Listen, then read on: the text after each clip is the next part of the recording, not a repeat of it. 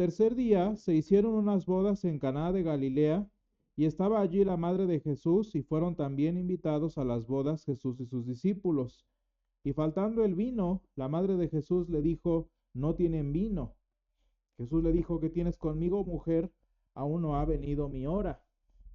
Su madre dijo a los que servían: haced todo lo que os dijere. Y estaban allí 6 tinajas de piedra para agua, conforme al rito de la purificación de los judíos, en cada una de las cuales cabían 2 o 3 cántaros. Jesús les dijo: llenad estas tinajas de agua, y las llenaron hasta arriba. Y entonces les dijo: sacad ahora y llevadlo al maestresala, y se lo llevaron. Cuando el maestresala probó el agua hecha vino, sin saber él de dónde era, aunque lo sabían los sirvientes que habían sacado el agua, llamó al esposo y le dijo: todo hombre sirve primero el buen vino, y cuando ya han bebido mucho, entonces el inferior, mas tú has reservado el buen vino hasta ahora. Este principio de señales hizo Jesús en Caná de Galilea, y manifestó su gloria, y sus discípulos creyeron en él. Señor, esta es tu palabra, y tu palabra es verdad. Santifícanos en tu verdad, te lo pedimos. Amén. Hermanos, el pasaje de hoy lo encontramos en San Juan 2, los versículos del 1 al 11. Es el tercer evento de una serie de manifestaciones que nuestro Señor tuvo durante su ministerio, y como dice aquí en el versículo 11, fue principio de señales con las cuales manifestó su gloria, y sus discípulos creyeron en él. Entonces, cuando nosotros enumeramos las formas en las que nuestro Dios manifestó su gloria, como vemos aquí en el versículo 12, podemos enumerar, habiendo ya llegado a la tercera, tanto la manifestación a los gentiles mediante la estrella y la visita de los magos, como su presentación como el Cordero de Dios que quita el pecado del mundo, precisamente en el río Jordán mientras San Juan bautizaba. Y finalmente estamos hoy en uno de los pasajes, hermanos, que para mí desde niño siempre se me hacía como muy extraño, muy hasta cierto punto como irrelevante dentro de la historia de Jesús, porque estamos hablando de grandes eventos, ¿no? O sea, la salvación a los gentiles, la venida de estos sabios, hombres de ciencia a Nazaret. Estamos hablando después de esta gran manifestación de la Trinidad en las aguas del Jordán, y luego una boda. Entenderán ustedes que pues para mí como niño siempre se me hacía como muy extraño, como que no veo importancia o relevancia de por qué en el calendario de la iglesia, por ejemplo, contar este día tan intrascendente como parte de la manifestación del Señor. Y sin embargo, cuando consideramos, hermanos, a detalle que es San Juan el que escribe, nos vamos a dar cuenta de un pequeño detalle que a veces se nos olvida cuando leemos los evangelios como tal, y es que cada uno tiene su característica propia, y San Juan, en este caso, nunca dice nada. Bueno, la escritura en general, evidentemente, ¿no? Pero San Juan nunca dice nada sin un propósito. Y San Juan nunca nos platica nada sin todo un contexto detrás, que hace, hermanos, que hasta lo más intrascendente como una boda se vuelva algo profundamente relevante para la historia que San Juan en este caso está por desarrollar, al grado que vean el grado de importancia que le da San Juan a este evento. Es el principio de señales con las que Jesús manifiesta su gloria. Al grado que vean, esta es una de las primeras frases ocasiones, perdón, las que San Juan dice: y sus discípulos creyeron en él. Ustedes saben, hermanos, cuando leen San Juan, por eso siempre la recomendación es que cuando alguien está conociendo al Señor, lea San Juan.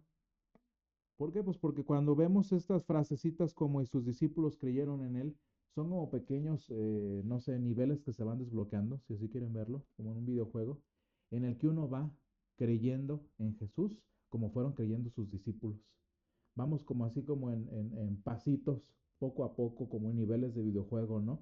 En el que este primer nivel se cumple cuando sus discípulos creyeron en él, y cuando entonces yo, leyendo la historia, empiezo a creer también en lo que Jesús fue diciendo y haciendo, hasta llegar a la cúspide del evangelio como tal, ¿no? Entonces, Las bodas de Canaán son importantísimas sin lugar a duda, e importantísimas en diferentes niveles y en diferentes razones, como lo veremos en este día. Y hermanos, una de las formas en las que se me hace muy interesante ver ya el desenlace de la historia que ya leímos y que ya quizás conocemos, es ver cómo nuestro Señor cambia nuestro lamento en gozo, cómo el Señor cambia nuestra tristeza, como dice la Escritura, en gozo y alegría, cambia nuestro lamento en baile, citando la Escritura, ¿no? Cómo cambia nuestros problemas en nuevas oportunidades de gozo, nuevas oportunidades de bendición. Y hermanos, ya incluso cuando leemos la historia de la boda, ¿qué participación tan importante tuvo Jesús en ese evento, no? ¿Qué participación tuvo Jesús como invitado para darle un giro completamente que salvó esta boda? Hermanos, vamos a tratar de mantenernos en lo más básico para después entrar a la profundidad de San Juan, pero por ahora quisiera que nos imagináramos que ustedes se pusieran en bueno, vamos a decir en las chanclitas porque no había botas, ¿verdad? Pónganse ustedes en las sandalias del maestresala, por ejemplo, que hoy en día es el organizador de la boda, ¿no? Pónganse ustedes en las chanclitas del novio, que era quienes organizaban, ¿no? Estamos a media fiesta. Jesús está presente, que es el invitado más relevante al grado que lo invitaron con sus discípulos, y se acabó el vino. Hermanos, qué evento tan trágico. ¿Quién planeó mal? ¿Quién no pidió lo suficiente? ¿O quiénes invitaron de más? Ya ven que siempre hay gorrones. El punto es que no hay vino. Y hermanos, en lo más simple del evento, como lo es el evento en sí, ¿qué situación tan problemática estamos en la que no hay vino? Y para nosotros ahorita, pues que no estamos en eventos, pues se nos parece como, sí me ha pasado, pero imagínense y acuérdense de cuando han estado en eventos, cuando han estado de verdad en un compromiso importante y algo sale mal. Todo empieza a dar vueltas, el mundo se empieza a cerrar y a partir de esto todo lo demás empieza a salir mal también. Digo, no por nada el wedding planning es un negocio. No por eso hay gente no por nada hay gente que se dedica a planear bodas. ¿Por qué? Pues porque es común y extremadamente trágico cuando algo sale mal en un evento. Y hermanos, esta boda, este inicio de un nuevo hogar, ya está empezando mal. Y uno dice, ay, pero no están en problema matrimonial. No, hermanos, pero ustedes saben que en la vida humana hasta los detallitos tan insignificantes como los errores en la familia, en las finanzas, este tipo de cosas llegan a mermar una vida de matrimonio. Como cosas tan intrascendentes como problemas en la organización familiar llegan a trastocar la relación de las parejas. Imagínense entonces en esta situación cómo una boda empieza a salir mal. Y no nos sorprende, hermanos, el grado de ansiedad que seguramente estaban viviendo, pues no sé si la familia, el novio o el maestresala como tal, que yo cuando leo al maestresala yo lo veo muy él como en su asunto, como que ni cuenta se da. Y quien sale al quite, como decimos, es Jesús, ¿no? Pero bueno, imagínense el grado de estrés y de conflicto que la mamá del Señor tiene que intervenir. ¿Qué veía ella? ¿Qué situación tan desesperante estaba allí en esa boda, hermanos, como para que la mamá del Señor intervenga y apele al creador del universo? Hermanos, uno dice, es una boda. Pues hermanos, yo no sé si a ustedes les ha pasado, pero yo más de una vez en problemas tontos, intrascendentes que me pasan a mí, termino orando al Señor.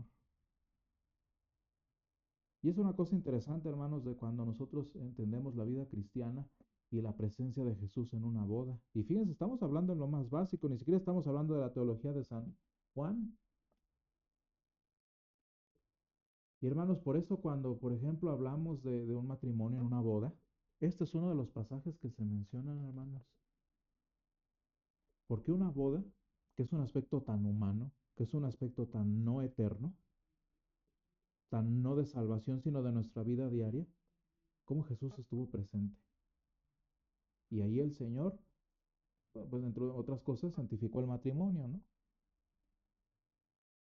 Y hermanos, cuando llevamos la soberanía de nuestro Dios, la plenitud como creador nuestro a la simpleza de nuestra vida, nos damos cuenta, hermanos, que Jesús, precisamente en todo este serie de necesidades de las que estamos hablando, por eso quiso ser Dios con nosotros.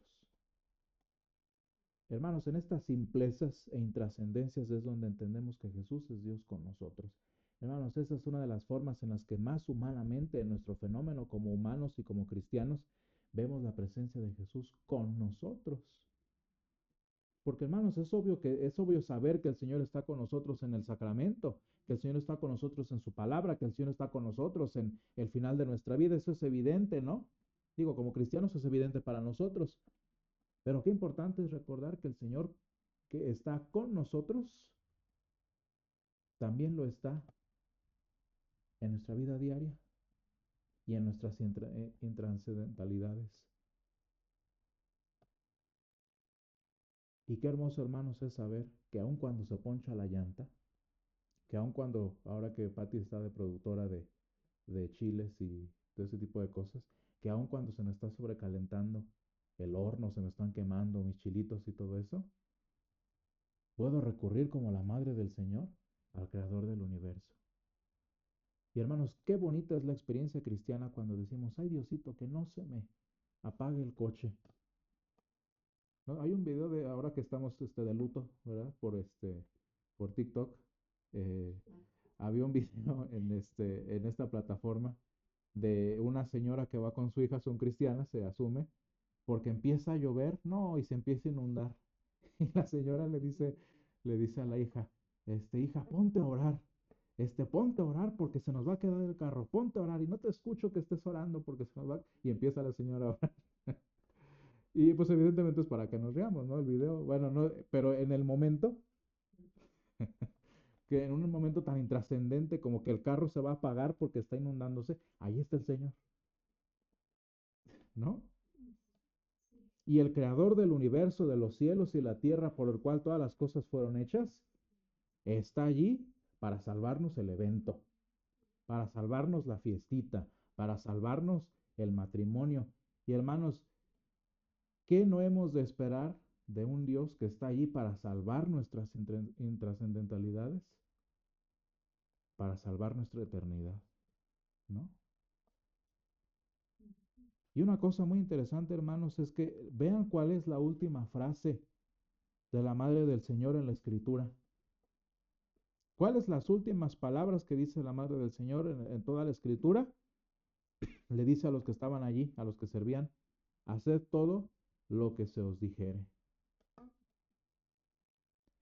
Y esto, hermanos, hablando de la simpleza con la que estamos leyendo la profundidad del Evangelio de San Juan, nos lleva a entender una cosa muy interesante, hermanos. La mamá del Señor no sabía qué iba a pasar. Yo no sé qué puede hacer Jesús. A lo mejor manda a alguien a que traiga, a lo mejor habla con el maestresala, o a lo mejor habla con el novio para tranquilizarlo, o lo que sea. Pero eso es lo interesante, hermanos. El punto es que yo sé que Jesús va a hacer algo por esta situación.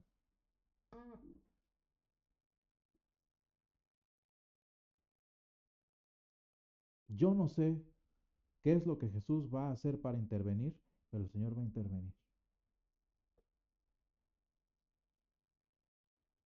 Y oh sorpresa, hermanos, el Señor salvó la boda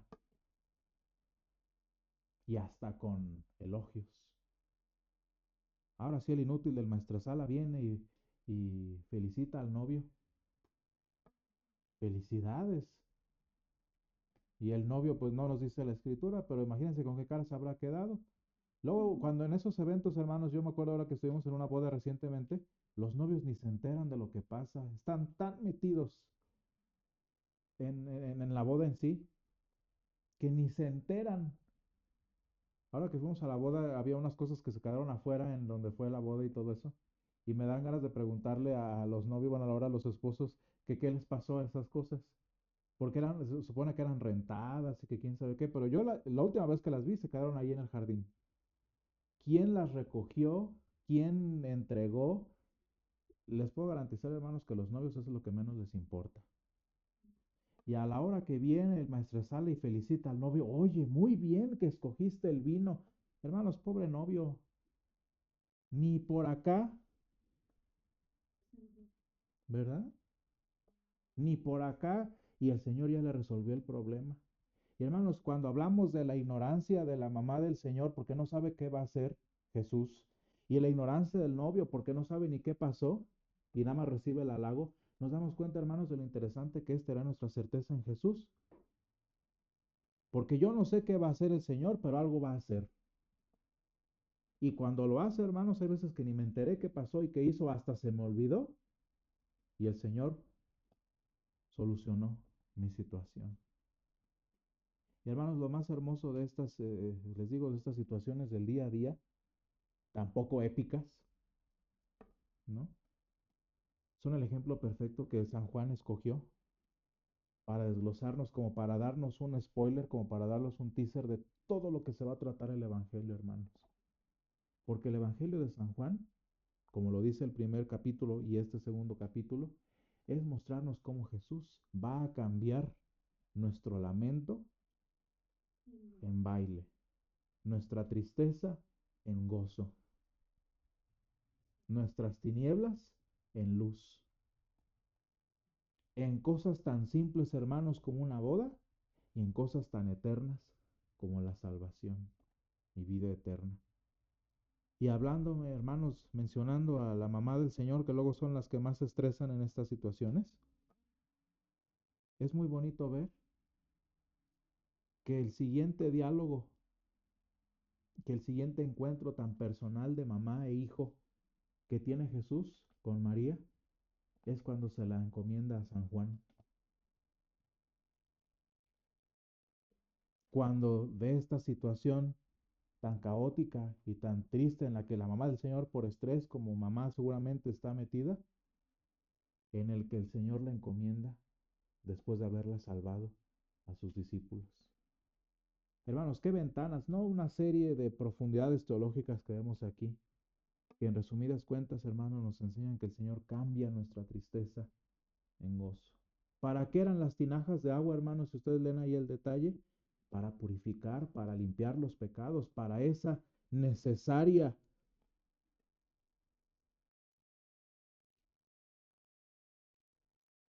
lamentación por nuestros pecados, para esa necesaria humillación delante de nuestro Dios, para ese necesario llanto delante de nuestro Dios. ¿Y Jesús en qué cambió esas tinajas, hermanos, de confesión? Esas tinajas de tristeza, esas tinajas de contrición, Jesús las cambió en vino.